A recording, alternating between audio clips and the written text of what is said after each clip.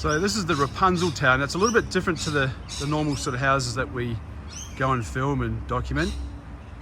This was designed about 6 years ago. One of our suppliers had just purchased 2 brand new P7 Scottsdale roll forming machines. That's the machines that make the frames, and they wanted a project just to test the new capabilities of the machine. So they asked me if I had any ideas, and at the time my kids had built a flying fox going from one tree to the other and had no way of getting up to it. So I thought I'd come up with a structure that made it a little bit safer.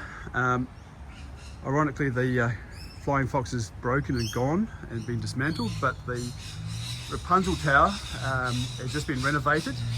So it started off just with a simple structure which I put up myself, and this is more about just showing the capabilities of the steel. So we're on a river called Saltwater Creek.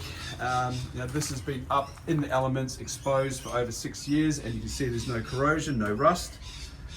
And recently we just extended the veranda just to make it a little bit bigger and a little bit safer.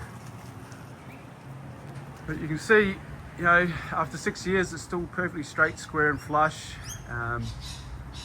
Use a combination of different materials on the outside of this one. But you can see very sturdy, and